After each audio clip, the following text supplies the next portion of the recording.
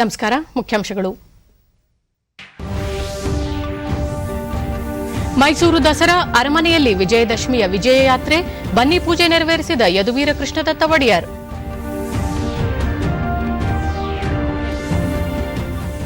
ರಾಜ್ಯದ ಸರ್ವಾಂಗೀಣ ಅಭಿವೃದ್ಧಿಗೆ ನಿರಂತರ ಪ್ರಯತ್ನ, ಪ್ರಾದೇಶಿಕ ಅಸಮತೋಲನ ನಿವಾರಣೆಗೆ ಆದ್ಯತೆ, ಮುಖ್ಯಮಂತ್ರಿ ಬಿಎಸ್ ಯಡಿಯೂರಪ್ಪ.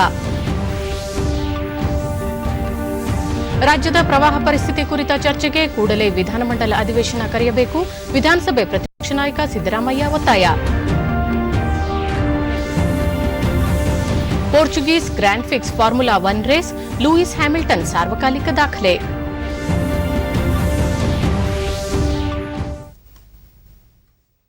ವಾರ್ತೆಗಳ ವಿವರ.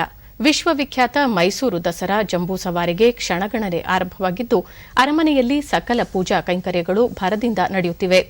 ರಾಜವಂಶಸ್ಥ ಯದುವೀರ ಕೃಷ್ಣದತ್ತ ಚಾಮರಾಜ ಒಡೆಯರ್ ಅವರು ಶರನ್ನವರಾತ್ರಿಯ 10ನೇ ದಿನವಾದ ಇಂದು ಅರಮನೆಯಲ್ಲಿ ವಿಜಯದಶಮಿಯನ್ನು ವಿಜಯ ಯಾತ್ರೆಯ ಮೂಲಕ ನೆರವೇರಿಸಿದ್ದು, 10 ದಿನಗಳ ಶರನ್ನವರಾತ್ರಿ ಸಂಪನ್ನಗೊಂಡಿದೆ.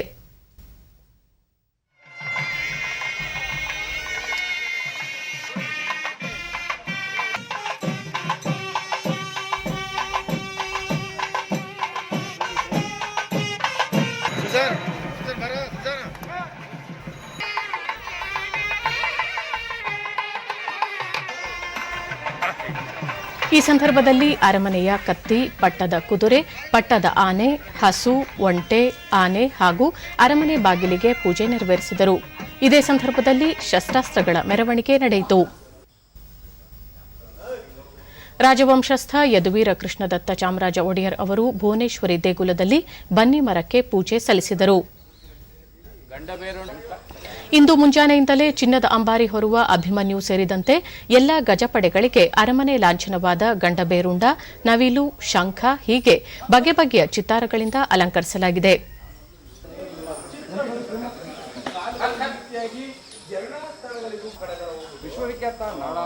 ನಾವು ಪ್ರತಿ ವರ್ಷದಂತೆ ಈ ವರ್ಷ ಡಿಡಿ ನ್ಯೂಸ್ನೊಂದಿಗೆ ಕಲಾವಿದ ನಾಡಲಿಂಗಪ್ಪ, ಗಜಪಡೆಗಳಿಗೆ ಸಾಂಪ್ರದಾಯಿಕವಾಗಿ ದಸರಾ ಜಂಬೂ ಸವಾರಿಗೆ ಚಿತ್ತಾರ ಬಿಡಿಸುವ ಪದ್ಧತಿ ನಡೆಸಿಕೊಂಡು ಬರಲಾಗಿದೆ ಎಂದು ತಿಳಿಸಿದರು.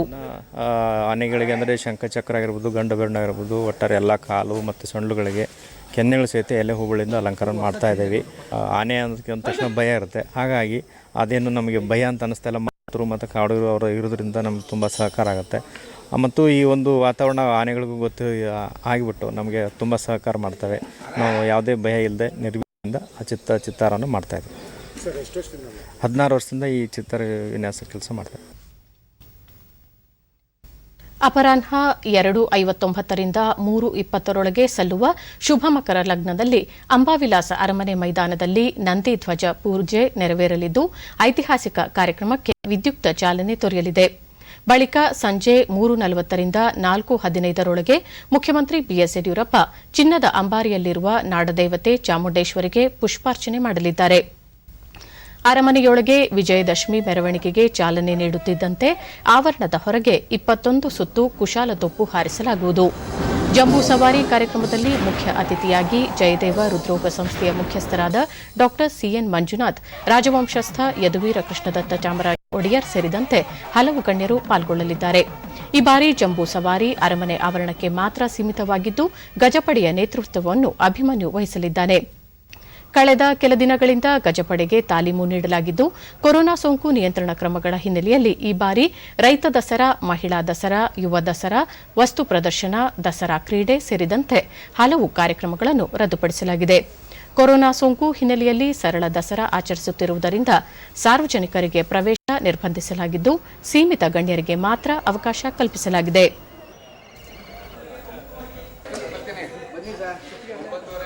ಈ ಮಧ್ಯೆ ಜಂಬೂ ಸವಾರಿ ಕಾರ್ಯಕ್ರಮದಲ್ಲಿ ಕೋವಿಡ್-19 ಕುರಿತು ಜಾಗೃತಿ ಮೂಡಿಸಲು ಆರೋಗ್ಯ ಮತ್ತು ಕುಟುಂಬ ಕಲ್ಯಾಣ ಇಲಾಖೆಯ ಸ್ತಬ್ಧ ಚಿತ್ರಗಳು ಪ್ರದರ್ಶನಗೊಳ್ಳಲಿವೆ. ಕೊರೋನಾ ಸೋಂಕು ಹಿನ್ನೆಲೆಯಲ್ಲಿ 2 ಸ್ತಬ್ಧ ಚಿತ್ರಗಳಿಗೆ ಮಾತ್ರ ಅವಕಾಶ ನೀಡಲಾಗಿದೆ.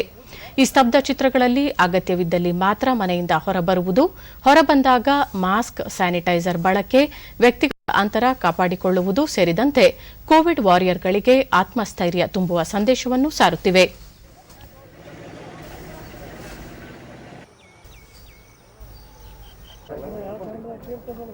ಮೈಸೂರಿಗೆ ಆಗಮಿಸಿದ ಯಡಿಯೂರಪ್ಪ ಅವರನ್ನು ಜಿಲ್ಲಾ ಉಸ್ತುವಾರಿ ಸಚಿವ ಎಸ್ಟಿ ಸೋಮಶೇಖರ್, ಶಾಸಕ ರಾಮದಾಸ್, ಜಿಲ್ಲಾಧಿಕಾರಿ ರೋಹಿಣಿ ಸಿಂಧೂರಿ ಮತ್ತಿತರರು ಬರಮಾಡಿಕೊಂಡರು. ಬಳಿಕ ಮುಖ್ಯಮಂತ್ರಿ ಬಿಎಸ್ ಯಡಿಯೂರಪ್ಪ ಈ ಬಾರಿ ದಸರಾ ಮಹೋತ್ಸವ ಸರಳವಾಗಿ ಆಚರಿಸುತ್ತಿದ್ದು, ಮುಂದಿನ ವರ್ಷ ವಿಜೃಂಭಣೆಯಿಂದ ಆಚರಣೆ ಮಾಡುತ್ತೇವೆ. ವಿಜಯದಶಮಿಯ ಈ ಸಂದರ್ಭದಲ್ಲಿ ನಾಡಿನ ಎಲ್ಲಾ ಸಂಕಷ್ಟಗಳು ನಿವಾರಣೆಯಾಗಿ ಜನರಲ್ಲಿ ನೆಮ್ಮದಿಯ ವಾತಾವರಣ ನಿರ್ಮಾಣವಾಗಲಿ. ತಾಯಿ ಚಾಮುಂಡೇಶ್ವರಿ ನಾಡಿಗೆ ಸುಭಿಕ್ಷೆ ತರಲಿ ಎಂದು ಕೋರಿದರು. ಬಹಳ ವಿಜೃಂಭಣೆಯಿಂದ ನಾವು ಆಚರಿಸುವಂಥ ಶಕ್ತಿ ಆ ತಾಯಿ ಚಾಮುಂಡೇಶ್ವರಿ ಕೊಡಲಿ ಅಂತ ದೇವರಲ್ಲಿ ಪ್ರಾರ್ಥನೆ ಮಾಡ್ತೇನೆ. ನಾಡಿನ ಎಲ್ಲ ಜನರಿಗೆ ಈ ವಿಜಯದಶಮಿಯ ಶುಭ ಸಂದರ್ಭದಲ್ಲಿ ಶುಭಾಶಯ ಕೋರ್ತೇನೆ. ಜಂಬೂ ಸವಾರಿ ಕಾರ್ಯಕ್ರಮ ದೂರದರ್ಶನದ ಚಂದನ ವಾಹಿನಿಯಲ್ಲಿ ನೇರ ಪ್ರಸಾರವಾಗಲಿದೆ. ಜಂಬೂ ಸವಾರಿ ಕುರಿತು ನಮ್ಮ ಪ್ರತಿನಿಧಿ ಜಯಂತ್ ಅವರಿಂದ ಹೆಚ್ಚಿನ ಮಾಹಿತಿ. ಜಯಂತ್, ಈಗ ಏನು ಜಂಬೂ ಸವಾರಿಗೆ ಕ್ಷಣಗಣನೆ ಆರಂಭವಾಗಿದೆ, ಇದರ ಕೊನೆ ಹಂತದ ಸಿದ್ಧತೆಗಳು ಹೇಗೆ ನಡೆದಿದೆ? ಖಂಡಿತವಾಗಿ ಮಂಜುಳಾ ಅವರೇ, ವಿಶ್ವವಿಖ್ಯಾತ ದಸರಾ ಮಹೋತ್ಸವದ ಜಂಬೂ ಸವಾರಿಗೆ ಇನ್ನೇನು ಕ್ಷಣಗಣನೆ ಆರಂಭಗೊಂಡಿದೆ. ಮುಖ್ಯಮಂತ್ರಿಗಳು 2:57 ನಂದಿ ಕಂಬಕ್ಕೆ ಪೂಜೆ ಸಲ್ಲಿಸಿದ ನಂತರ ಚಿನ್ನದ ಅಂಬಾರಿಯ ಚಾಮುಂಡೇಶ್ವರಿ ದೇವಿಗೆ ಪುಷ್ಪಾರ್ಚನೆ ಮಾಡಲಿದ್ದಾರೆ. ನಂತರ ಜಂಬೂ ಸವಾರಿ ಮೆರವಣಿಗೆ ಚಾಲನೆ ಆಗಲಿದೆ. ಕೇವಲ 2 ಸ್ತಬ್ಧ ಚಿತ್ರಗಳು ಮಾತ್ರ ಮೆರವಣಿಗೆಯಲ್ಲಿ ಪಾಲ್ಗೊಳ್ಳಲಿದೆ. ಅದರಲ್ಲೂ ಕೊರೋನಾ ಬಗ್ಗೆ ಜಾಗೃತಿ ಮೂಡಿಸುವ ಸ್ತಬ್ಧ ಚಿತ್ರ ಎಲ್ಲರ ಗಮನ ಸೆಳೆಯುವ ಸಾಧ್ಯತೆಗಳಿವೆ. ಹಾಗೆ ಸಂಗೀತ ರಥ ಸ್ತಬ್ಧ ಚಿತ್ರವು ಸಹ ಮೆರವಣಿಗೆಯಲ್ಲಿ ಪಾಲ್ಗೊಳ್ಳಲಿದೆ. 5 ಆನೆಗಳು, 5 ಸಾಂಸ್ಕೃತಿಕ ತಂಡಗಳು ಭಾಗವಹಿಸಲಿದೆ. ಮುಖ್ಯಮಂತ್ರಿಗಳ ಜೊತೆ ಪ್ರವಾಸೋದ್ಯಮ ಸಚಿವ ಸಿಟಿ ರವಿ, ಜಿಲ್ಲಾ ಉಸ್ತುವಾರಿ ಸಚಿವ ಎಸ್ಟಿ ಸೋಮಶೇಖರ್ ಸೇರಿದಂತೆ ಮತ್ತಿತರರು ಗಣ್ಯ ವ್ಯಕ್ತಿಗಳು ಪಾಲ್ಗೊಳ್ಳುವ ಸಾಧ್ಯತೆಗಳಿವೆ. ಮಂಜುಳಾ ಅವರೇ, ಹಾಗೆಯೇ ಈ ಬಾರಿಯ ದಸರಾ ಮಹೋತ್ಸವಕ್ಕೆ ಜನಸಂದಣಿ ಕಡಿಮೆ ಇದೆ ಅಂತಾನೆ ಹೇಳ್ಬೋದು. ಈ ಸಂದರ್ಭದಲ್ಲಿ ಕೋವಿಡ್ ಸೋಂಕು ಸಂದರ್ಭದಲ್ಲಿ ವಿಶೇಷವಾಗಿ ಏನೆಲ್ಲ ನಿಯಂತ್ರಣ ಕ್ರಮಗಳನ್ನ ಜಿಲ್ಲಾಡಳಿತ ಕೈಗೊಂಡಿದೆ? ಹೌದು, ಖಂಡಿತ ಮಂಜುಳಾ ಅವರೇ, ಈಗಾಗಲೇ COVID-19 ಸಲಹಾ ಸಮಿತಿಯವರು ಸಲಹೆ ಸೂಚನೆಗಳನ್ನು ನೀಡಿದ ಹಿನ್ನೆಲೆಯಲ್ಲಿ ಕೇವಲ 300 ಜನರಿಗೆ ಮಾತ್ರ ಅರಮನೆಯಲ್ಲಿ ಪಾಲ್ಗೊಳ್ಳಲು ಅವಕಾಶ ನೀಡಿದ್ದಾರೆ. ಅದರಲ್ಲಿ ಗಣ್ಯ ವ್ಯಕ್ತಿಗಳು, ಮುಖ್ಯಮಂತ್ರಿಗಳು ಸೇರಿದಂತೆ, ರಕ್ಷಣಾ ವ್ಯವಸ್ಥೆ ಸೇರಿದಂತೆ ಹಾಗೂ ಮಾಧ್ಯಮದವರು ಸೇರಿದಂತೆ ಕೇವಲ 300 ಜನರು ಮಾತ್ರ ಅವಕಾಶ ಮಾಡಲಾಗಿದೆ. ಎಲ್ಲಾ ಬರುವವರಿಗೂ ಸ್ಯಾನಿಟೈಸರ್ ಮತ್ತು ಕಡ್ಡಾಯವಾಗಿ ಥರ್ಮಲ್ ಸ್ಕಿನ್ ಮುಖಾಂತರ ಪರೀಕ್ಷೆ ನಡೆಸಿ ನಂತರ ಅರಮನೆಗೆ ಒಳ ಮಾಡಿಕೊಳ್ತಾ ಇದ್ದಾರೆ. ಪ್ರತಿಯೊಬ್ಬ ಕಲಾವಿದರಿಗೂ ಈಗಾಗಲೇ ಕೊರೋನಾ ಪರೀಕ್ಷೆ ಮಾಡಿ ಅರಮನೆಗೆ ಪ್ರವೇಶ ನೀಡಲಾಗ್ತಾ ಇದೆ. ಮಂಜುಳಾ ಅವರೇ, ಹಾಗೆ ಈ ಬಾರಿಯ ದಸರಾ ಮೆರವಣಿಗೆಯಲ್ಲಿ ಸ್ತಬ್ಧ ಚಿತ್ರಗಳು ಅಷ್ಟೇ ಪ್ರಾಮುಖ್ಯತೆಯನ್ನ ಹೊಂದಿರ್ತಾ ಇದ್ವು. ಆದ್ರೆ ಈ ಬಾರಿ ಕೆಲವು ಸ್ತಬ್ಧ ಚಿತ್ರಗಳಿಗೆ ಮಾತ್ರ ಅವಕಾಶ ನೀಡಲಾಗಿದೆ. ಇದರ ಮಹತ್ವ ಏನು? ಖಂಡಿತವಾಗಿ ಮಂಜುಳಾ ಅವರೇ, ಈಗಾಗಲೇ ಕಳೆದ ಬಾರಿ ಆಗಿರ್ಬೋದು, ಹಿಂದಿನ ವರ್ಷಗಳನ್ನ ನೆನೆಸ್ಕೊಂಡ್ರೆ 50ಕ್ಕೂ ಹೆಚ್ಚು ಸ್ತಬ್ಧ ಚಿತ್ರಗಳು ಪ್ರತಿಯೊಂದು ಜಿಲ್ಲೆ ಸೇರಿದಂತೆ, ಪ್ರವಾಸೋದ್ಯಮ ಇಲಾಖೆ ಸೇರಿದಂತೆ ಎಲ್ಲ ಇಲಾಖೆಗಳು ಸೇರಿ 57ಕ್ಕೂ ಹೆಚ್ಚು ಸ್ತಬ್ಧ ಚಿತ್ರಗಳು ಈ ಮೆರವಣಿಗೆಯಲ್ಲಿ ಪಾಲ್ಗೊಳ್ತಾ ಇದ್ವು. ಈಗ ಕೊರೋನಾ ಹಿನ್ನೆಲೆಯಲ್ಲಿ ರಾಜ್ಯ ಸರ್ಕಾರ ಸರಳ ಹಾಗೂ ಸಾಂಪ್ರದಾಯಿಕ ದಸರಾ ಮಹೋತ್ಸವ ನಡೆಸಬೇಕು ಅಂತ ತೀರ್ಮಾನಗೊಂಡ ಹಿನ್ನೆಲೆಯಲ್ಲಿ ಕೇವಲ 2 ಸ್ತಬ್ಧ ಚಿತ್ರಗಳು, ಅದರಲ್ಲೂ ಕೊರೋನಾ ಮಾಹಿತಿ ನೀಡುವ, ಜಾಗೃತಿ ನೀಡುವ ಸ್ತಬ್ಧ ಚಿತ್ರ ಮತ್ತು ಇನ್ನೊಂದು ಸಂಗೀತ ರಥ 2 ಮಾತ್ರ ಈ ಮೆರವಣಿಗೆಯಲ್ಲಿ ಪಾಲ್ಗೊಳ್ಳಲಿದೆ. ಮಂಜುಳಾ ಅವರೇ, ಜಯಂತ್, ತಮ್ಮೆಲ್ಲ ಮಾಹಿತಿಗೆ ಧನ್ಯವಾದಗಳು. ಧನ್ಯವಾದಗಳು. ಕೊರೋನಾ ಸೋಂಕು ಹಿನ್ನೆಲೆ ಈ ಬಾರಿ ಸರಳ ದಸರಾ ಆಚರಿಸಲಾಗುತ್ತಿದ್ದು, ಮುಂದಿನ ವರ್ಷ ವೈಭವಪೂರಿತ ದಸರಾ ಆಚರಿಸಲಾಗುವುದು ಎಂದು ಮೈಸೂರಿನಲ್ಲಿ ಬಿಜೆಪಿ ರಾಷ್ಟ್ರೀಯ ಪ್ರಧಾನ ಕಾರ್ಯದರ್ಶಿ ಸಿಟಿ ರವಿ ಡಿಡಿ ನ್ಯೂಸ್ನೊಂದಿಗೆ ತಿಳಿಸಿದ್ದಾರೆ. ಅಂತಾರಾಷ್ಟ್ರೀಯ ಮಟ್ಟದಲ್ಲಿ ಪ್ರವಾಸಿಗರನ್ನು ಆಕರ್ಷಿಸಲು ಎಲ್ಲಾ ದೇಶಗಳ ರಾಜತಾಂತ್ರಿಕರನ್ನು ಆಹ್ವಾನಿಸುವ ಮೂಲಕ ದಸರಾವನ್ನು ವಿಶ್ವ ಮಟ್ಟದಲ್ಲಿ ಪರಿಚಯಿಸುವ ಅಪೇಕ್ಷೆ ಇದ್ದು, ಆದರೆ ಈ ಬಾರಿ ಕೊರೋನಾ ಬಿಕ್ಕಟ್ಟು ಸಂದರ್ಭದಲ್ಲಿ ಸೋಂಕು ಹರಡುವಿಕೆ ತಡೆಗಟ್ಟಿ ಸಂಪ್ರದಾಯಕ್ಕೆ ಧಕ್ಕೆಯಾಗದಂತೆ ಸರಳ ದಸರಾ ಆಚರಿಸಲಾಗುತ್ತಿದೆ ಎಂದು ತಿಳಿಸಿದರು. ಅಂಬಾಸಿಡರ್ಗಳನ್ನ ಅವ್ರ ಮೂಲಕ ದಸರೆಯ ಪರಿಚಯ ಜಗತ್ತಿನ ಉದ್ದಗಲಕ್ಕಾಗಬೇಕು ಅನ್ನುವಂಥ ಅಪೇಕ್ಷೆ ನಮಗಿತ್ತು. ನಾವು ಇಸ್ರೇಲ್ನ ಅಧ್ಯಕ್ಷರನ್ನಾಗಲಿ ಅಥವಾ ಬ್ರಿಟನ್ ಪ್ರಧಾನಮಂತ್ರಿಗಳನ್ನಾಗಲಿ ಹೀಗೆ ಕರೆದ್ರೆ ತಾನಾಗೆ ಇದು ಅಂತಾರಾಷ್ಟ್ರೀಯ ಮಟ್ಟದ ಸುದ್ದಿ ಆಗುತ್ತೆ. ನಮ್ಮ ಪ್ರಧಾನಮಂತ್ರಿಗಳನ್ನ ಇಟ್ಕೊಂಡು ಅವ್ರ ಸಂಪರ್ಕ ಮಾಡಿ ಈ ರೀತಿ ಏನಾದ್ರು ಕರಿಬೇಕು ಅನ್ನೋಂಥ ಅಪೇಕ್ಷೆ ಇತ್ತು. ಮುಂದಿನ ಬಾರಿ ವೈಭವದ ದಸರಾ ಆಗಲಿ ಅಂತ ಹಾರೈಸ್ತೇನೆ. ಈಗ ಪ್ರತಿಯೊಬ್ಬರು ಅವರವರ ಸುರಕ್ಷತೆಯ ಜವಾಬ್ದಾರಿ ಅವ್ರ ಮೇಲೆ ಇದೆ. ಹಾಗಾಗಿ ನಮಗೆ 300ಕ್ಕೂ ಹೆಚ್ಚು ಜನ ಸೇರೋದಕ್ಕೆ ಅವಕಾಶ ಕೊಟ್ಟಿಲ್ಲ. ಅರಮನೆ ಒಳಗಡೆ 5 ಕಲಾ ದಸರಾ ಮೆರವಣಿಗೆ ಸಮಿತಿಯ ಸದಸ್ಯ ಎಚ್ವಿ ರಾಜೀವ್, ಸಾಂಪ್ರದಾಯಿಕವಾಗಿ ಪರಿಪೂರ್ಣವಾಗಿ ನಡೆಯುವ ದಸರಾ ಜಂಬೂ ಸವಾರಿಯಲ್ಲಿ 5 ಕಲಾ ತಂಡ, ಗಜಪಡೆ ಅಭಿಮನ್ಯು ನೇತೃತ್ವದಲ್ಲಿ 5 ಆನೆಗಳು ಮೆರವಣಿಗೆಯಲ್ಲಿ ಭಾಗವಹಿಸಲಿವೆ ಎಂದು ಮಾಹಿತಿ ನೀಡಿದರು. ವಿಜಯದಶಮಿ ಸಾಂಪ್ರದಾಯಿಕವಾಗಿ ನಡೀಬೇಕಿತ್ತು, ಅದನ್ನು ಪರಿಪೂರ್ಣವಾಗಿ ಮಾಡುವಂತ ದೃಷ್ಟಿಕೋನದಲ್ಲಿ ಹಾಕೊಳ್ತಾ ಕೊರೋನಾ ದೃಷ್ಟಿಕೋನದಲ್ಲಿ ಒಂದು ವೆಹಿಕಲ್ ಜಾಗೃತಿ ವಾಹನವನ್ನ ಅದರ ಮುಖಾಂತರ ಕೊಂಡೊಯ್ಯುವ ಮುಖಾಂತರ ಸರ್ವರಿಗೂ ಕೊರೋನಾದಲ್ಲಿ ಸೋಷಿಯಲ್ ಡಿಸ್ಟೆನ್ಸ್ ಇರಬೇಕು, ಸ್ಯಾನಿಟೈಸ್ ಮಾಡ್ಕೋಬೇಕು ಮತ್ತು ಮಾಸ್ಕ್ ಅನ್ನ ಕಡ್ಡಾಯವಾಗಿ ಹಾಕಬೇಕು ಅನ್ನುವಂತ ಇದನ್ನಿಟ್ಕೊಂಡು 300 ಜನರ ಒಳಗಡೆ ಸಾಂಪ್ರದಾಯಿಕ ದಸರಾವನ್ನ ಚಾಚು ತಪ್ಪದೆ. ಮಡಿಕೇರಿಯಲ್ಲಿಂದು ನಾಡಹಬ್ಬ ದಸರಾ ಪ್ರತಿ ವರ್ಷ ವಿಜಯದಶಮಿ ದಿನದಂದು ರಾತ್ರಿ ಸಂಪ್ರದಾಯದಂತೆ ಆಯೋಜಿಸಲಾಗಿದೆ. ಇಂದು ಬೆಳಗಿನಿಂದಲೇ ವಿವಿಧ ಪೂಜಾ ವಿಧಿವಿಧಾನಗಳು ನಡೆಯುತ್ತಿದ್ದು, ಜಿಲ್ಲಾ ಉಸ್ತುವಾರಿ ಸಚಿವ ವಿ ಸೋಮಣ್ಣ ಮತ್ತಿತರರು ಪಾಲ್ಗೊಂಡಿದ್ದಾರೆ. ಮೈಸೂರು ದಸರಾದಷ್ಟೇ ಖ್ಯಾತಿ ಪಡೆದಿರುವ ಮಡಿಕೇರಿ ದಸರಾಗೆ ಈ ಬಾರಿ ಕೊರೋನಾ ಸೋಂಕಿನ ಕಾರಣದಿಂದಾಗಿ ಸರಳವಾಗಿ ಆಚರಿಸಲಾಗುತ್ತಿದೆ. ಇಂದು ದಶಮಂಟಪಗಳ ಶೋಭಾಯಾತ್ರೆಯನ್ನು ರದ್ದುಗೊಳಿಸಲಾಗಿದ್ದು, ಈ ಮಂಟಪಗಳಲ್ಲಿ ದೇವಾನುದೇವತೆಯರ ಉತ್ಸವವನ್ನು ಸರಳವಾಗಿ ನಡೆಸಲಾಗುತ್ತಿದೆ. ಜನದಟ್ಟಣೆಗೆ ಅವಕಾಶ ನೀಡದೆ ಸೋಂಕು ನಿಯಂತ್ರಣ ಕ್ರಮಗಳ ಅನ್ವಯ ದಸರಾ ಆಚರಿಸಲಾಗುತ್ತಿದೆ ಎಂದು ಕೊಡಗು ಜಿಲ್ಲಾಧಿಕಾರಿ ಅನೀಸ್ ಕಣ್ಮಣಿ ಜಾಯ್ ಹೇಳಿದ್ದಾರೆ. ಸೋಂಕು ನಿಯಂತ್ರಣ ಭಾಗವಾಗಿ ಇಂದು ಜಿಲ್ಲೆಯ ಎಲ್ಲಾ ಪ್ರವಾಸಿ ತಾಣಗಳನ್ನು ಬಂದ್ ಮಾಡಲಾಗುತ್ತಿದೆ. ಕಾನೂನು ಸುವ್ಯವಸ್ಥೆ ಕಾಪಾಡುವ ದೃಷ್ಟಿಯಿಂದ ನಾಳೆ ಬೆಳಗ್ಗೆಯವರೆಗೆ ಮಡಿಕೇರಿ ನಗರ ವ್ಯಾಪ್ತಿಯಲ್ಲಿ ಮದ್ಯ ಮಾರಾಟ ನಿಷೇಧಿಸಲಾಗಿದೆ ಎಂದು ಅವರು ತಿಳಿಸಿದ್ದಾರೆ.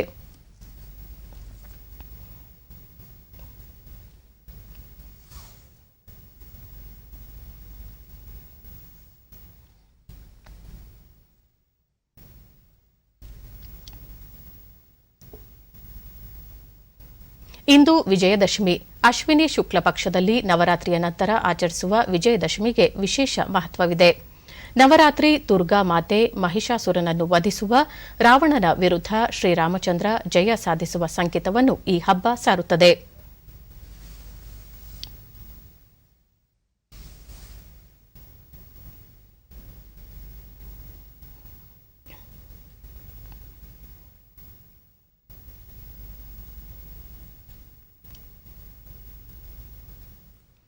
ಈ ಹಿನ್ನೆಲೆಯಲ್ಲಿ ಮುಖ್ಯಮಂತ್ರಿ ಬಿಎಸ್ ಯಡಿಯೂರಪ್ಪ ನಾಡಿನ ಸಮಸ್ತ ಜನತೆಗೆ ವಿಜಯದಶಮಿ ಹಬ್ಬದ ಶುಭಾಶಯ ಕೋರಿದ್ದು, ಕೊರೋನಾ ಮಹಾಮಾರಿಯ ವಿರುದ್ಧ ನಾಡದೇವತೆ ಚಾಮುಂಡೇಶ್ವರಿ ನಮಗೆ ಗೆಲುವನ್ನು ಅನುಗ್ರಹಿಸಲಿ, ಜನರಿಗೆ ಆರೋಗ್ಯ, ಸಂತೋಷ, ಸಮೃದ್ಧಿಗಳನ್ನು ಕರುಣಿಸಲಿ ಎಂದು ಟ್ವೀಟ್ ಮಾಡಿದ್ದಾರೆ.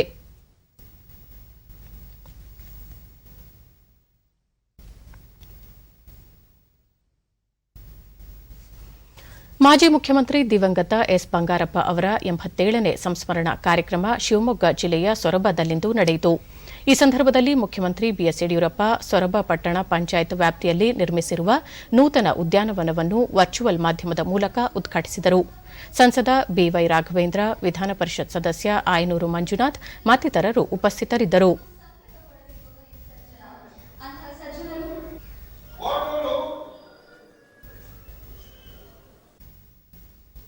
ಬಳಿಕ ಯಡಿಯೂರಪ್ಪ, ಬಂಗಾರಪ್ಪ ಅವರು ಮುಖ್ಯಮಂತ್ರಿಯಾಗಿ ರಾಜ್ಯದ ಸರ್ವತೋಮುಖ ಅಭಿವೃದ್ಧಿಗೆ ಶ್ರಮಿಸಿದ್ದರು. ಶಿಕ್ಷಣ, ಆರೋಗ್ಯ, ವಸತಿ, ಕೃಷಿ ಕ್ಷೇತ್ರದಲ್ಲಿ ಅವರಿಗೆ ಅಪಾರ ದೂರದೃಷ್ಟಿ ಇತ್ತು. ಬಂಗಾರಪ್ಪನವರ ಸ್ಮಾರಕ ನಿರ್ಮಾಣಕ್ಕೆ 1 ಕೋಟಿ ರೂಪಾಯಿ ನೆರವು ನೀಡಲಾಗುವುದು ಎಂದು ಹೇಳಿದರು. ಕೋವಿಡ್-19 ಸಂಕಷ್ಟ ಪರಿಸ್ಥಿತಿಯಲ್ಲೂ ರಾಜ್ಯವನ್ನು ಅಭಿವೃದ್ಧಿ ಪಥದತ್ತ ಕೊಂಡೊಯ್ಯುವಲ್ಲಿ ನಿರಂತರ ಪ್ರಯತ್ನ ನಡೆಸಲಾಗುತ್ತಿದೆ. ರಾಜ್ಯದ ಅಭಿವೃದ್ಧಿಯಲ್ಲಿ ಸಮತೋಲನ ಸಾಧಿಸುವುದು ಸರ್ಕಾರದ ಗುರಿಯಾಗಿದ್ದು, ಎಲ್ಲಾ ಕ್ಷೇತ್ರಗಳಿಗೂ ಸಮಾನ ಆದ್ಯತೆ ನೀಡಲಾಗುವುದು. ಪ್ರಾದೇಶಿಕ ಅಸಮತೋಲನ ನಿವಾರಣೆಗೆ ಸರ್ಕಾರ ಬದ್ಧವಾಗಿದೆ ಎಂದು ಯಡಿಯೂರಪ್ಪ ಸ್ಪಷ್ಟಪಡಿಸಿದರು.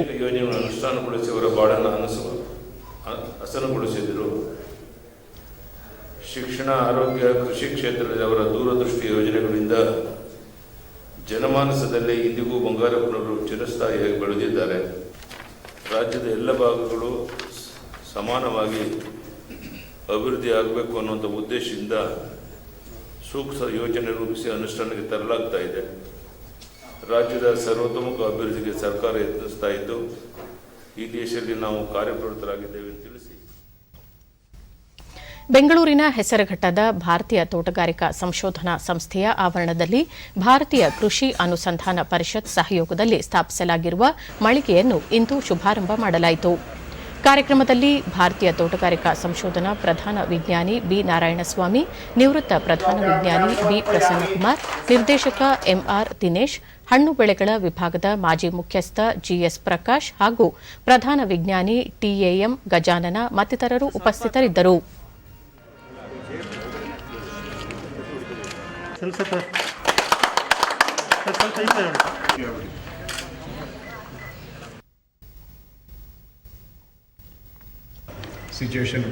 ಈ ವೇಳೆ ಜಿಎಸ್ ಪ್ರಕಾಶ್ 20 ವರ್ಷಗಳ ಹಿಂದೆ ಈ ಸ್ಥಳವನ್ನು ವಾಹನ ನಿಲುಗಡೆಗಾಗಿ ಬಳಸಲಾಗುತ್ತಿತ್ತು. ಇದೀಗ ರೈತ ಪರವಾದ ಮಳಿಗೆ ತಲೆ ಎತ್ತಿದೆ ಎಂದು ಸಂತಸ ವ್ಯಕ್ತಪಡಿಸಿದರು.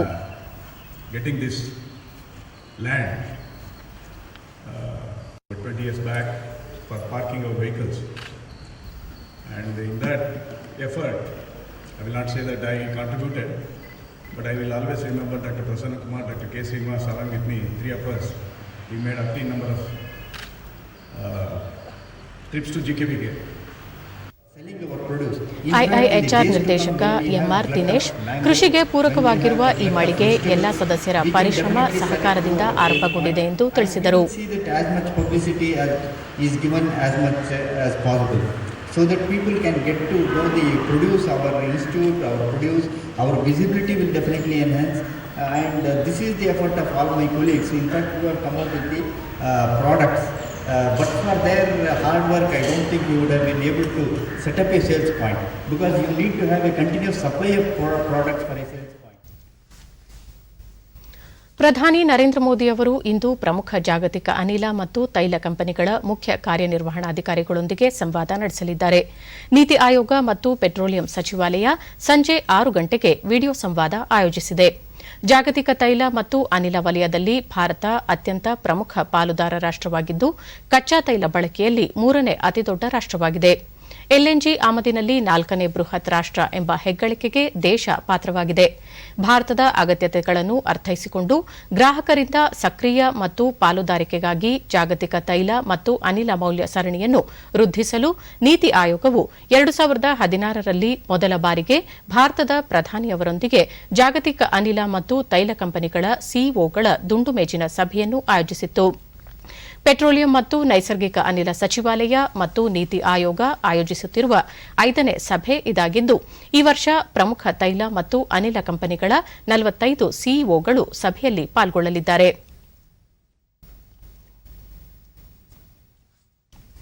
ದೆಹಲಿಯಲ್ಲಿ ಇಂದಿನಿಂದ ಭಾರತೀಯ ಸೇನಾಪಡೆಯ ಕಮಾಂಡರ್ಗಳ ಹಂತದ 4 ದಿನಗಳ ಸಮಾವೇಶ ಆರಂಭವಾಗಲಿದೆ.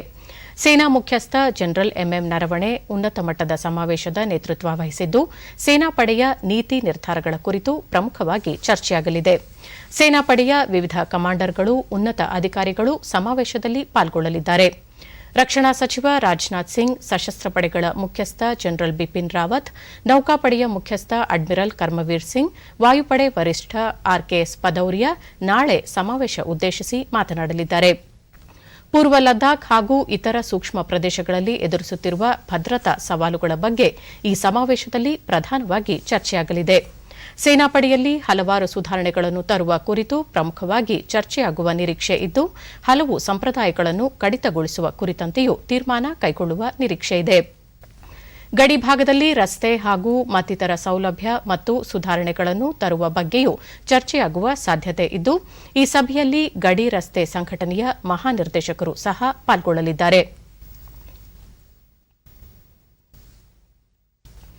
ವಿದೇಶಗಳಲ್ಲಿ ನೆಲೆಸಿರುವ ಭಾರತೀಯರನ್ನು ಸ್ವದೇಶಕ್ಕೆ ಕರೆತರುವ ವಂದೇ ಭಾರತ್ ಅಭಿಯಾನದ 7ನೇ ಹಂತ ಈ ತಿಂಗಳ 29ರಿಂದ ಆರಂಭವಾಗಲಿದೆ. ಕೇಂದ್ರ ನಾಗರಿಕ ವಿಮಾನಯಾನ ಸಚಿವ ಹರ್ದೀಪ್ ಸಿಂಗ್ ಪುರಿ 7ನೇ ಹಂತದ ಅಭಿಯಾನದಡಿ ಇನ್ನೂ ಹಲವು ದೇಶಗಳಲ್ಲಿ ಸಿಲುಕಿರುವ ಭಾರತೀಯರನ್ನು ಕರೆತರಲು ಕಾರ್ಯಯೋಜನೆ ರೂಪಿಸಲಾಗಿದೆ. ಇದಕ್ಕಾಗಿ ಹೆಚ್ಚುವರಿ ವಿಮಾನಗಳನ್ನು ನಿಯೋಜಿಸಲಾಗುವುದು ಎಂದು ಟ್ವೀಟ್ ಮಾಡಿದ್ದಾರೆ.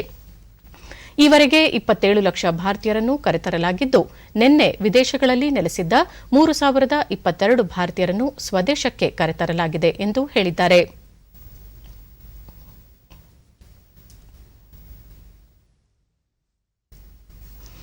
ಕೊರೋನಾ ಸೋಂಕು ನಿಯಂತ್ರಣಕ್ಕಾಗಿ ಸೋಂಕು ಪತ್ತೆ ಪರೀಕ್ಷೆಗೆ ಒತ್ತು ನೀಡಲಾಗಿದ್ದು, ನಿನ್ನೆ ಒಂದೇ ದಿನ ದೇಶದಲ್ಲಿ ಒಟ್ಟು 9,39,309 ಕೊರೋನಾ ಪರೀಕ್ಷೆ ನಡೆಸಲಾಗಿದೆ ಎಂದು ಭಾರತೀಯ ವೈದ್ಯಕೀಯ ಸಂಶೋಧನಾ ಮಂಡಳಿ ಐಸಿಎಂಆರ್ ತಿಳಿಸಿದೆ.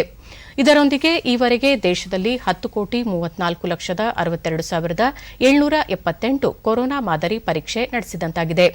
ಕೋವಿಡ್-19 ಮಹಾಮಾರಿಗೆ ಇನ್ನೂ ಲಸಿಕೆ ಮತ್ತು ಔಷಧ ಸಂಶೋಧನೆ ಆಗದಿರುವ ಹಿನ್ನೆಲೆಯಲ್ಲಿ ಪರೀಕ್ಷೆ, ಪತ್ತೆ ಮತ್ತು ಸೂಕ್ತ ವೈದ್ಯಕೀಯ ನಿಗಾದ ಚಿಕಿತ್ಸೆಯ ಮೂಲಕ ಹೆಚ್ಚಿನ ಪ್ರಮಾಣದಲ್ಲಿ ಸೋಂಕು ಪಸರಿಸದಂತೆ ಕ್ರಮ ಕೈಗೊಂಡಿರುವ ಕೇಂದ್ರ ಆರೋಗ್ಯ ಮತ್ತು ಕುಟುಂಬ ಕಲ್ಯಾಣ ಸಚಿವಾಲಯ ಪ್ರಯೋಗಾಲಯಗಳ ಸಂಖ್ಯೆಯಲ್ಲೂ ಗಣನೀಯ ಹೆಚ್ಚಳ ಮಾಡಿದೆ. ಕಳೆದ ಜನವರಿಯಲ್ಲಿ ಕೇವಲ ಒಂದೇ ಒಂದು ಪ್ರಯೋಗಾಲಯ ಇದ್ದ ಭಾರತದಲ್ಲಿ ಇಂದು 2,000ಕ್ಕೂ ಹೆಚ್ಚು ಪ್ರಯೋಗಾಲಯಗಳಲ್ಲಿ ಕೊರೋನಾ ಮಾದರಿ ಪರೀಕ್ಷೆ ನಡೆಸಲಾಗುತ್ತಿದೆ.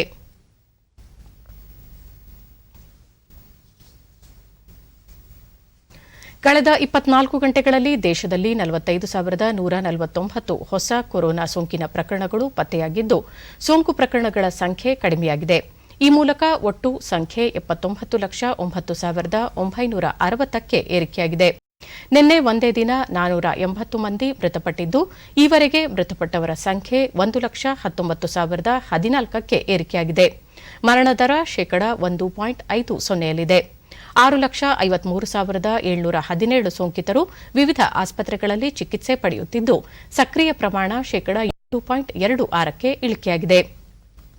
71,37,228 ಸೋಂಕಿತರು ವಿವಿಧ ಆಸ್ಪತ್ರೆಗಳಿಂದ ಬಿಡುಗಡೆಯಾಗಿದ್ದು, ಚೇತರಿಕೆಯ ಪ್ರಮಾಣ ಶೇಕಡಾ 90.23ಕ್ಕೆ ಏರಿಕೆಯಾಗಿದೆ.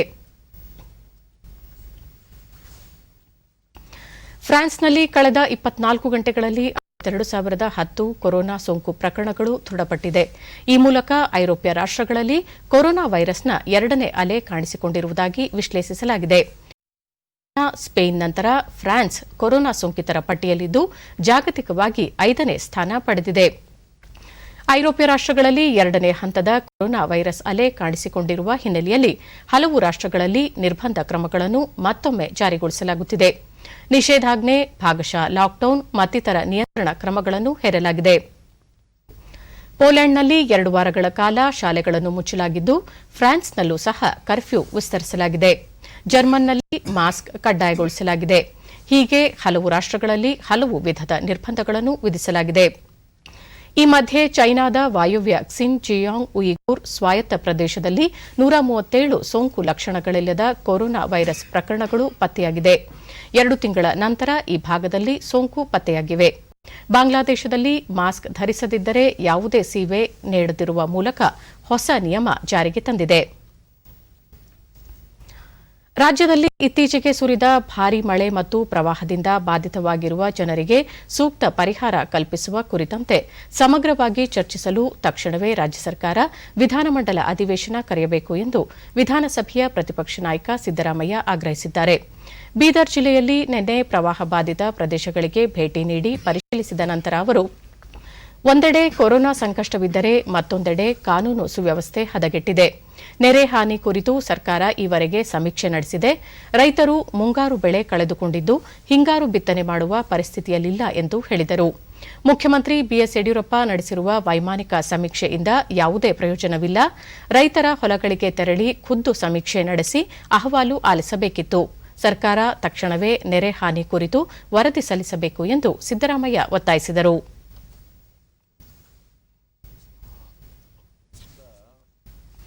ರಕ್ಷಣಾ ಸಚಿವ ರಾಜನಾಥ್ ಸಿಂಗ್ ಮತ್ತು ವಿದೇಶಾಂಗ ವ್ಯವಹಾರಗಳ ಖಾತೆ ಸಚಿವ ಡಾ ಎಸ್ ಜೈಶಂಕರ್ ನಾಳೆ ನಡೆಯಲಿರುವ 22ನೇ ಸಚಿವರುಗಳ ಮಟ್ಟದ ಸಭೆಗೂ ಮುನ್ನ ಅಮೆರಿಕದ ತಮ್ಮ ಸಹವರ್ತಿಗಳಾದ ಮಾರ್ಕ್ ಎಸ್ಪರ್ ಮತ್ತು ಮೈಕ್ ಪಾಂಪಿಯೋ ಅವರನ್ನು ದೆಹಲಿಯಲ್ಲಿಂದು ಭೇಟಿ ಮಾಡಲಿದ್ದಾರೆ.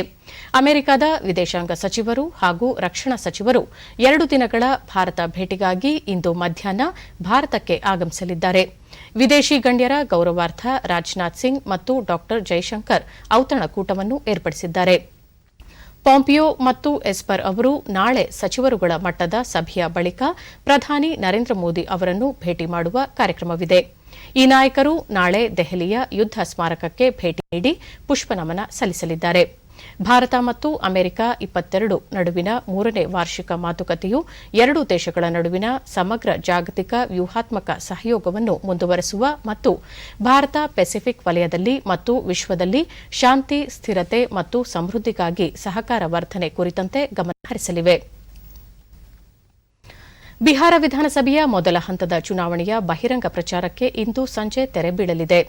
ಚುನಾವಣಾ ಪ್ರಚಾರ ಬಿರುಸು ವಿವಿಧ ರಾಜಕೀಯ ಪಕ್ಷಗಳ ಮುಖಂಡರು ಮತದಾರರನ್ನು ಸೆಳೆಯಲು ಹಲವಾರು ಸಮಾವೇಶಗಳು ಮತ್ತು ಸಭೆಗಳನ್ನು ಆಯೋಜಿಸಿದ್ದಾರೆ. ನಾಳೆ ಅಭ್ಯರ್ಥಿಗಳು ಮನೆ ಮನೆಗೆ ತೆರಳಿ ಪ್ರಚಾರದಲ್ಲಿ ನಿರತರಾಗಲಿದ್ದಾರೆ.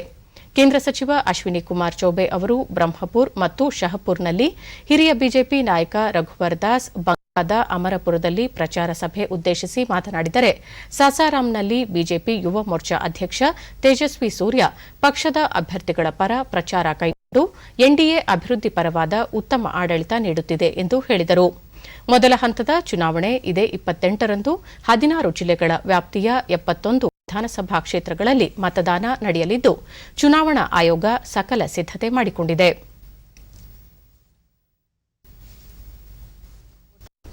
ಇದೇ ತಿಂಗಳು 23ರಂದು ಕೊನೆಗೊಂಡ ಲದ್ದಾಖ್ ಸ್ವಾಯತ್ತ ಅಭಿವೃದ್ಧಿ ಮಂಡಳಿ LAHDC ಚುನಾವಣೆಯ ಮತ ಎಣಿಕೆ ಪ್ರಗತಿಯಲ್ಲಿದೆ. ಡಿಸ್ಕಿಟ್, ತುರ್ತುಕ್ ಮತ್ತು ಹುಂಡಾರ್ ಭಾಗಗಳಲ್ಲಿ ಬಿಜೆಪಿ ಮುನ್ನಡೆ ಸಾಧಿಸಿದೆ ಎಂದು ಇತ್ತೀಚಿನ ವರದಿಗಳು ತಿಳಿಸಿವೆ. 6ನೇ ಬಾರಿ ನಡೆದ ಈ ಚುನಾವಣೆಗೆ ವಿದ್ಯುನ್ಮಾನ ಮತಯಂತ್ರಗಳನ್ನು ಬಳಸಲಾಗಿದ್ದು, ಫಲಿತಾಂಶ ಮಧ್ಯಾಹ್ನದ ವೇಳೆಗೆ ಹೊರಬೀಳುವ ಸಾಧ್ಯತೆಯಿದೆ. ಎಲ್ಲಾ 26 ಪ್ರಾದೇಶಿಕ ಕ್ಷೇತ್ರಗಳಲ್ಲಿ ಬಿಜೆಪಿ ಹಾಗೂ ಕಾಂಗ್ರೆಸ್ ಅಭ್ಯರ್ಥಿಗಳು ಸ್ಪರ್ಧಿಸಿದ್ದು, ಒಟ್ಟು 94 ಅಭ್ಯರ್ಥಿಗಳ ಭವಿಷ್ಯ ಇಂದು ಹೊರಬೀಳಲಿದೆ.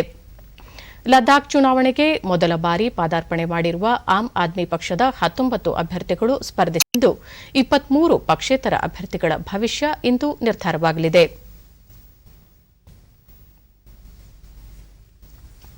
ಛತ್ತೀಸ್ಗಢದ ದಾಂತೇವಾಡ ಜಿಲ್ಲೆಯಲ್ಲಿ 32 ಮಾವೋವಾದಿಗಳು ಶರಣಾಗಿದ್ದಾರೆ. ದಾಂತೇವಾಡದ ಪೊಲೀಸ್ ವರಿಷ್ಠಾಧಿಕಾರಿ ಅಭಿಷೇಕ್ ಪಲ್ಲವ ಈ ಕುರಿತು 6 ಮಾವೋವಾದಿಗಳ ಬಗ್ಗೆ ಮಾಹಿತಿ ನೀಡಿದವರಿಗೆ ಬಹುಮಾನ ಘೋಷಿಸಲಾಗಿತ್ತು. ಮಾವೋವಾದಿಗಳನ್ನು ಮನವೊಲಿಸಿ ಮುಖ್ಯವಾಹಿನಿಗೆ ಕರೆತರುವ ನಿಟ್ಟಿನಲ್ಲಿ ಮರಳಿ ಮನೆಗೆ ಎಂಬ ಅಭಿಯಾನವನ್ನು ಜಿಲ್ಲಾ ಪೊಲೀಸ್ ಜಾರಿಗೊಳಿಸಿದ್ದು, ಇದರಿಂದ ಪ್ರೇರಣೆ ಪಡೆದು ಇವರೆಲ್ಲರೂ ಶರಣಾಗಿದ್ದಾರೆ ಎಂದು ತಿಳಿಸಿದ್ದಾರೆ. ಸುಮಾರು 50ಕ್ಕೂ ಹೆಚ್ಚು ಮಾವೋವಾದಿ ಸಮಸ್ಯಾತ್ಮಕ ಸೂಕ್ಷ್ಮ ಗ್ರಾಮಗಳಲ್ಲಿ ಈ ಅಭಿಯಾನ ಆಯೋಜಿಸಿದ್ದು, ಈ ಭಾಗದಲ್ಲಿ ಕರಪತ್ರ ಹಂಚಿಕೆ, ಜನಜಾಗೃತಿ ಮೂಡಿಸಲಾಗುತ್ತಿದೆ. ಈವರೆಗೆ ಮನೆಗೆ ಮರಳಿ ಅಭಿಯಾನದಡಿ 150ಕ್ಕೂ ಹೆಚ್ಚು ಮಾವೋವಾದಿಗಳು ಶರಣಾಗಿದ್ದಾರೆ ಎಂದು ಅವರು ಮಾಹಿತಿ ನೀಡಿದ್ದಾರೆ.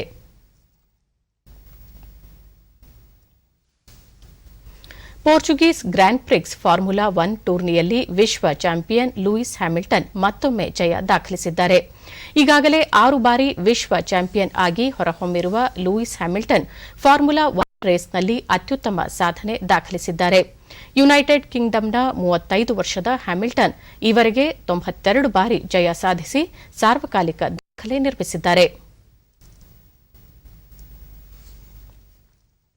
ಕೊರೋನಾ ಮಹಾಮಾರಿ ವಿಶ್ವವ್ಯಾಪಿ ಆವರಿಸಿರುವ ಹಿನ್ನೆಲೆಯಲ್ಲಿ ಜನರ ಸುರಕ್ಷತೆ ದೃಷ್ಟಿಯಿಂದ ವ್ಯಕ್ತಿಗತ ಅಂತರ ಹಾಗೂ ಮಾಸ್ಕ್ ಧರಿಸುವುದು ಕಡ್ಡಾಯ. ಆದರೆ ಇತ್ತೀಚಿನ ದಿನಗಳಲ್ಲಿ ಮುಖಗವಸನ್ನು ಹಲವರು ಸರಿಯಾಗಿ ಧರಿಸುತ್ತಿಲ್ಲ. ಮಾಸ್ಕ್ನಿಂದ ಮೂಗು, ಬಾಯಿ ಮುಚ್ಚದೆ ಗದ್ದದ ಕೆಳಗೆ ಧರಿಸಿರುವ ದೃಶ್ಯ ಸಾಮಾನ್ಯವಾಗಿದೆ. ನಮ್ಮನ್ನು ಹಾಗೂ ಇತರರನ್ನು ಕೋವಿಡ್ನಿಂದ ರಕ್ಷಿಸಲು ಪ್ರತಿಯೊಬ್ಬರೂ ಸರಿಯಾಗಿ ಮುಖಗವಸು ಧರಿಸುವುದು ಅಗತ್ಯವಾಗಿದೆ. ಈ ಹಿನ್ನೆಲೆಯಲ್ಲಿ ದೂರದರ್ಶನ ವಾಹಿನಿಯಲ್ಲಿ ಮಾಸ್ಕ್ ಅಪ್ ಇಂಡಿಯಾ ಅಭಿಯಾನ ಆರಂಭಿಸಲಾಗಿದೆ. ಈ ಕುರಿತು ಒಂದು ವರದಿ. ಒಂದು ಜಾಗತಿಕ ಮಹಾಮಾರಿ ಇಡೀ ಜಗತ್ತನ್ನು ಕಾಡುತ್ತಿದ್ದು ವ್ಯಾಪಕ ಹಾನಿಯನ್ನುಂಟು ಮಾಡುತ್ತಿದೆ. ವಿಶ್ವದಾದ್ಯಂತ ಕೋವಿಡ್-19 ಸಕ್ರಿಯ ಪ್ರಕರಣಗಳ ಸಂಖ್ಯೆ ಹೆಚ್ಚಾಗುತ್ತಿದೆ. ಪರಿಣಾಮಕಾರಿಯಾದ ಲಸಿಕೆಯನ್ನು ಅನ್ವೇಷಣೆ ಮಾಡಲಾಗುತ್ತಿದೆ. ಆದರೆ ಅಲ್ಲಿಯವರೆಗೂ ಇರುವುದು ಒಂದೇ ಮಾರ್ಗ: ಮುಂಜಾಗ್ರತೆ ವಹಿಸುವುದು ಮತ್ತು ಮುನ್ನೆಚ್ಚರಿಕೆಯ ಕ್ರಮ ಪಾಲಿಸುವುದು. ಮಾಸ್ಕ್, ಮುಖಗವಸು ಧರಿಸುವುದರಿಂದ ಕೋವಿಡ್-19 ಹರಡುವುದನ್ನು ಪರಿಣಾಮಕಾರಿಯಾಗಿ ನಿಯಂತ್ರಿಸಬಹುದು. ವಿಶ್ವ ಆರೋಗ್ಯ ಸಂಸ್ಥೆ ಮತ್ತು ವಿವಿಧ ಸಂಶೋಧನೆಗಳು ಸಹ ಕೋವಿಡ್-19 ಹರಡುವಿಕೆಯನ್ನು ಪರಿಣಾಮಕಾರಿಯಾಗಿ ನಿಯಂತ್ರಿಸಲು ಮಾಸ್ಕ್ ಧರಿಸುವುದು ಅತಿ ಮುಖ್ಯ ಎಂದು ತಿಳಿಸಿವೆ. ಮಾಸ್ಕ್ನಿಂದ ನಿಮ್ಮನ್ನು ಕೋವಿಡ್-19 ಸೋಂಕಿನಿಂದ ರಕ್ಷಿಸಿಕೊಳ್ಳಲು ಸಾಧ್ಯ. ತಜ್ಞರ ಅಭಿಪ್ರಾಯ: ನೀವು ಮಾಸ್ಕ್ ಧರಿಸಿದಾಗ ನಿಮ್ಮನ್ನು ಮತ್ತು ನಿಮ್ಮ ಸುತ್ತಲಿರುವವರನ್ನು ಕೋವಿಡ್-19ರಿಂದ ರಕ್ಷಿಸಬಹುದು. या फेस कवर के घर से बाहर निकलने की अभी कल्पना करना भी सही नहीं है. ಕೋವಿಡ್-19 ಪರಿಣಾಮಕಾರಿ ನಿಯಂತ್ರಣಕ್ಕೆ ಮಾಸ್ಕ್ ಸಹಕಾರಿ. ಆದರೆ ಅದನ್ನು ಸರಿಯಾಗಿ ಧರಿಸಿದಾಗ ಮಾತ್ರ ನಿಯಂತ್ರಣ ಸಾಧ್ಯ. ಬಾಯಿ ಮತ್ತು ಮೂಗನ್ನು ಮಾಸ್ಕ್ನಿಂದ ಸರಿಯಾಗಿ ಮುಚ್ಚಿಕೊಳ್ಳಿ. ನೀವು ಡಿಡಿ ಇಂಡಿಯಾ ಜಾಗೃತಿ ಅಭಿಯಾನದ ಭಾಗವಾಗಿ ಮಾಸ್ಕ್ ಅಪ್ ಇಂಡಿಯಾ ಮಾಸ್ಕ್ ಧರಿಸಿ, ಜೊತೆಗೆ ಬಾಯಿ ಮತ್ತು ಮೂಗನ್ನು ಮಾಸ್ಕ್ನಿಂದ ಸರಿಯಾಗಿ ಮುಚ್ಚಿಕೊಳ್ಳಿ. ಸರಿಯಾದ ಕ್ರಮದಲ್ಲಿ ಮಾಸ್ಕ್ ಧರಿಸಲು ನಿಮ್ಮ ಕುಟುಂಬದವರು. ಕೊನೆಯಲ್ಲಿ ಮತ್ತೊಮ್ಮೆ ಮುಖ್ಯಾಂಶಗಳು.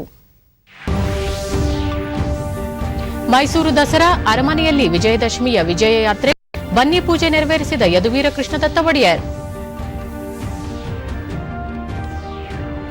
ರಾಜ್ಯದ ಸರ್ವಾಂಗೀಣ ಅಭಿವೃದ್ಧಿಗೆ ನಿರಂತರ ಪ್ರಯತ್ನ, ಪ್ರಾದೇಶಿಕ ಅಸಮತೋಲನ ನಿವಾರಣೆಗೆ ಆದ್ಯತೆ, ಮುಖ್ಯಮಂತ್ರಿ ಬಿಎಸ್ ಯಡಿಯೂರಪ್ಪ. ರಾಜ್ಯದ ಪ್ರವಾಹ ಪರಿಸ್ಥಿತಿ ಕುರಿತ ಚರ್ಚೆಗೆ ಕೂಡಲೇ ವಿಧಾನಮಂಡಲ ಅಧಿವೇಶನ ಕರೆಯಬೇಕು, ವಿಧಾನಸಭೆ ಪ್ರತಿಪಕ್ಷ ನಾಯಕ ಸಿದ್ದರಾಮಯ್ಯ ಒತ್ತಾಯ. Portuguese grand prix formula 1 race, Lewis Hamilton ಸಾರ್ವಕಾಲಿಕ ದಾಖಲೆ.